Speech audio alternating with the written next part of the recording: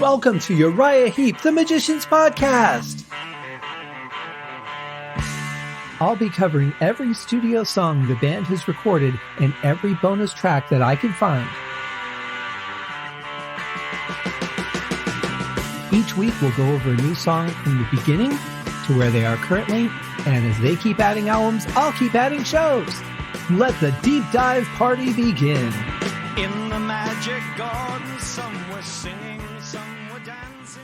Hello and welcome to another episode of Uriah Heep, the Magician's Podcast. I am your host, Scott Haskin, bringing you the final song of season 31, Totally Driven. We've covered 26 of the 27 songs so far. And you know what? This is totally driven because it's not partially driven. It's not kind of driven. 27 songs is a lot. And we are now on the final song, all the way back from the album Salisbury, the band's second album. I covered this on December 14th of 2020, way back in the beginning of the show. And this is Lady in Black. There were two versions of it. One was, if I recall, the regular studio version, and the other was pretty much just like a shortened edit, I think, for radio play or something. Don't quite recall, but I remember that there were two versions of the song. And of course, it's a song that, I not knowing it was commercially successful when I got the album and listened to it, it was a song I was immediately drawn to. That and the title track. I love the whole album, of course, but that and the title track were probably the two biggest for me. And, I say let's dig into our final song. It comes in at about 5 3/4 minutes, so it's kind of long. Here it is, Lady in Black.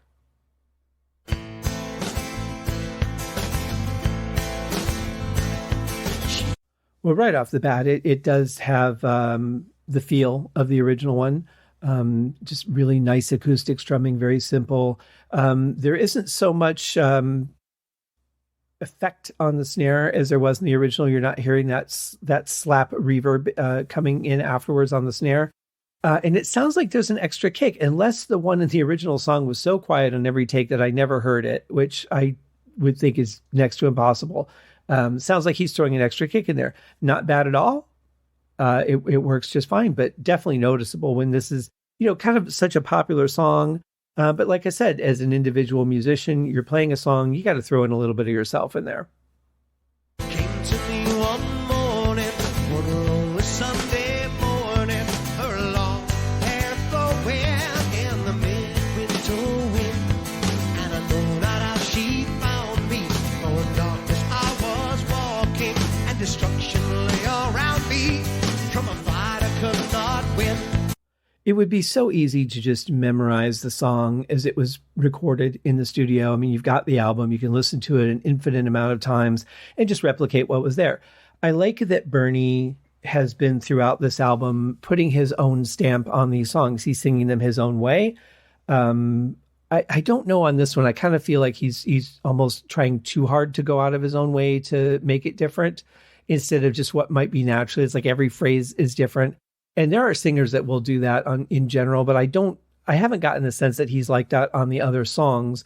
I'm noticing a little more on this one, but it may just be the way he felt it.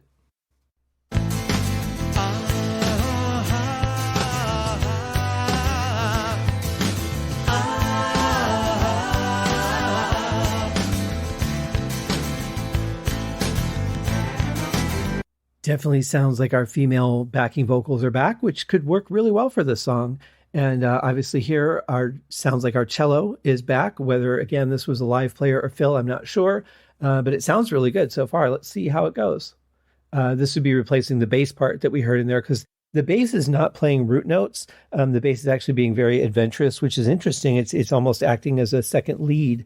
And it sounds really good. But now we have to make up for what it's not playing, and we get the cello. She asked before I told her, said to me within some men to fight and kill their brother without thought of love or God. And I begged to give me horses to trample down my enemy. So eager was this passion to devour this waste of life. Come on!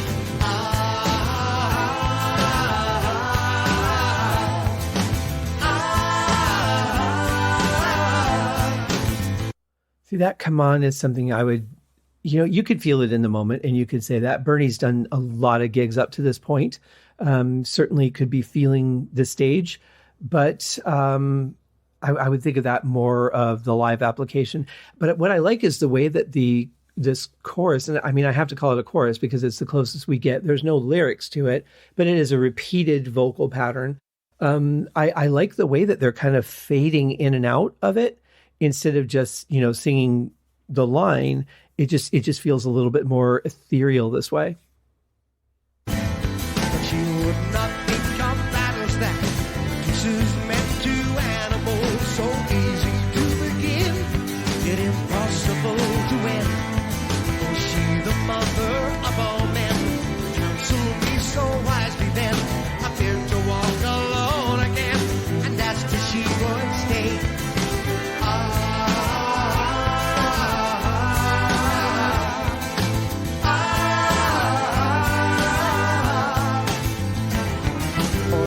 With the cello, it has kind of an Eleanor Rigby feel to it, which is a song I like very much, but it has a similar deep, rich cello sound to that. It's recorded very well.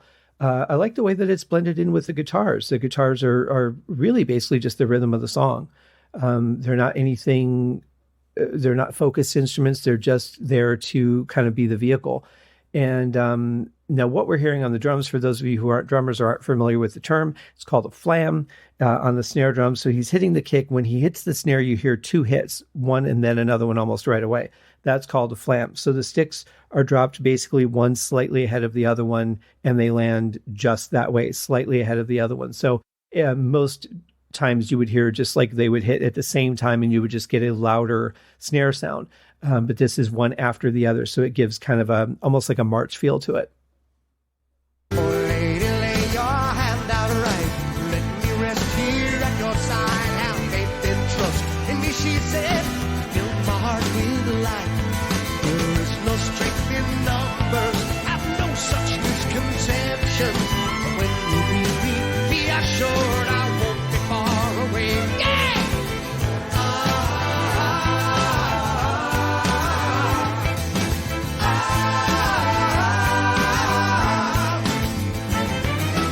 Okay, so we're at 2 minutes and 16 seconds, and this song is 5 minutes and 41 seconds. We've got one verse to go. Be interested to see what they do with this song. If it just becomes kind of a party, everybody just gathering and jamming and that sort of thing. If they just keep repeating the chorus, what's going to happen? I don't know, because I've never heard this version in my life. I do recall, though, when I talked to Ken, when I interviewed him just a week before he passed, talking to him about this song and, his process for writing lyrics first without any musical idea in his mind. He basically writes all the words. With me, I find that when I used to write lyrics, I would always write them with some kind of melody or some rhythm or something in mind. And I find it so interesting that he could actually write it almost as a poem without any, rhythm or melody or pacing or anything, no cadence. And then, work around music or whether it was by himself or with the band or whatever. I always found that really fascinating because I've never been able to separate things to that extent. Even when I've tried to put poetry to music, I've often found it difficult because the music wasn't, or the lyrics weren't written with a pacing in mind. A lot of times they were just straight story. Whether they rhymed or not didn't really matter. That's irrelevant, but it was more about the number of syllables, the rhythm of it, the feel of it, how the length of it, of each line in comparison to the others. And it was like, choppy and all over the place and really hard for me to find something that worked. So I have to think that maybe subconsciously there was some sort of, I think as a musician who understands meter and pacing, I think there had to be some kind of subconscious part of him that made it lyrical instead of just poetic and not lyrical. I can't say for sure, or I don't even know if he could have said for sure, because if it was all subconscious, he wouldn't have necessarily known that.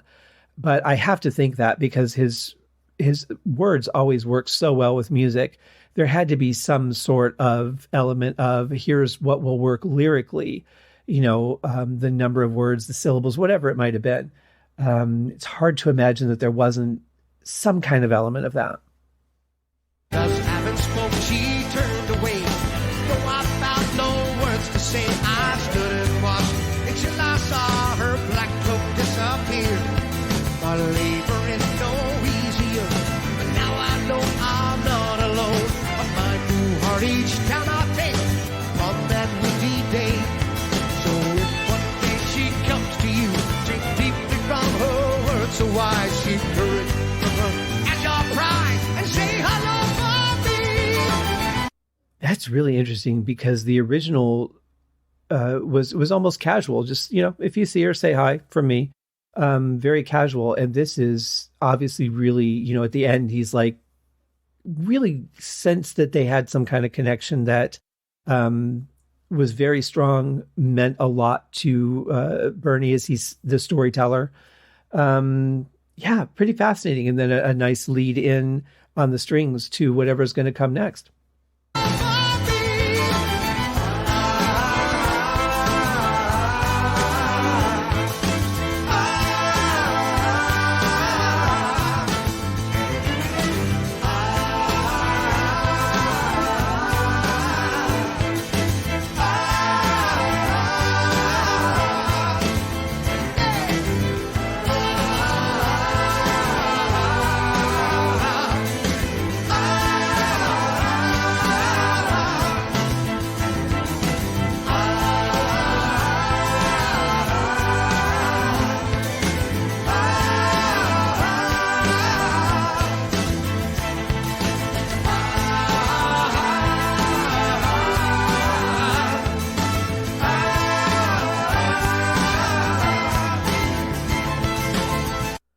The strings are really nice. I mean, they are adding a lot in the way of layers to the song.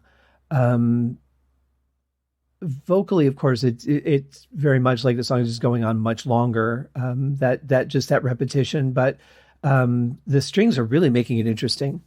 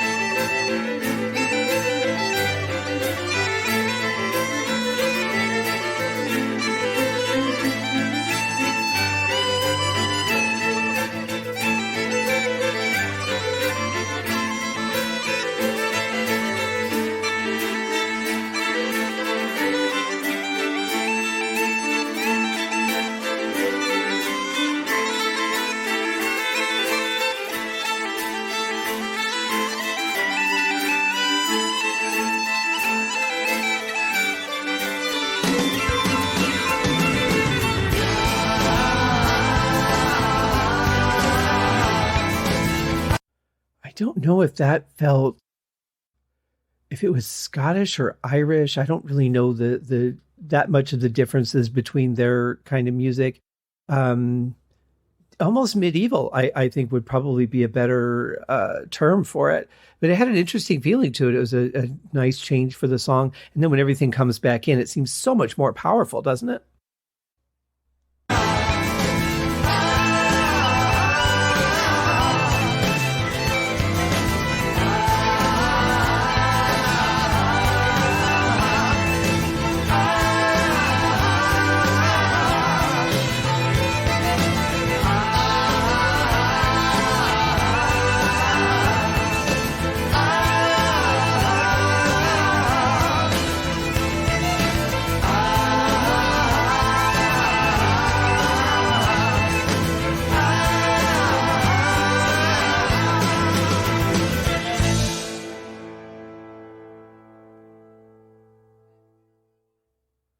Yeah, really nice fade out. I like the ending. Again, it kind of felt like Renaissance or medieval, but with like a modern drum sound. And the guitars and the strings were really captured beautifully. I mean, you can hear the definition in each of the notes, and I like that. Sometimes they're not recorded well.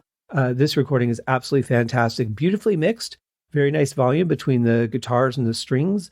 The drums might have been a slight bit loud, but I didn't mind it.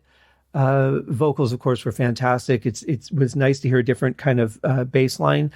I don't know. It was a really good version. It was different, long, again, probably a minute longer than it should have been for an album track. But if you're thinking about live application, then this would make sense, because this is the kind of song that you can just carry on with for a few minutes, as long as the crowd's still into it, and they probably are going to be, because this is a fan favorite. You can, drag this one out. You can make it a party on stage. Everybody can jam, come forward for a different solo, however they want to do it. But this is definitely a song that you could milk on stage for sure. Does it work as much on album? Yeah, I'm going to say for this one, it probably did. I would be tempted to cut it down a little bit, but it wasn't bad. It wasn't bad with the extended ending. I don't think it was bad at all. I would listen to it again. The first version is always going to be closest to my heart, because that's the one I grew up on. That's the one that's been a staple in my life for, 35 years or whatever.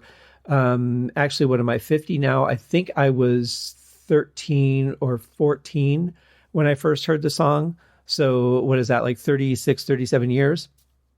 So it's going to be hard to beat that, right? With anything, because no matter what, that's the version that's ingrained into me. And, but I don't mind this version at all. I think it's a lovely version. I think they did a great job recording it, and it's a great way to end the album. To use this as the last track, I think really works.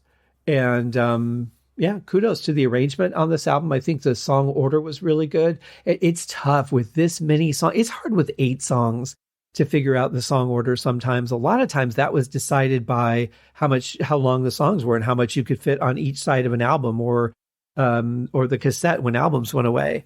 Now with CDs and digital download, we can put them in any order we want. We don't necessarily care about that, with the exception of the potential pressing of vinyl.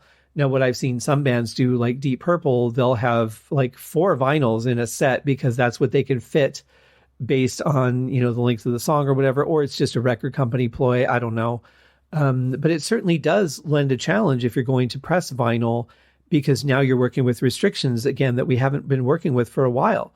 Digital downloads and, even CDs, you got a long time on a CD, so you could put a lot of songs on there with 84 minutes, I think. So, I mean, you got a lot to work with. Or you can, like this, I think this came out as a double CD, because it is 27 songs. That's an awful lot. So you can do whatever you want with the order. You've got the room for it. Vinyl, not so much.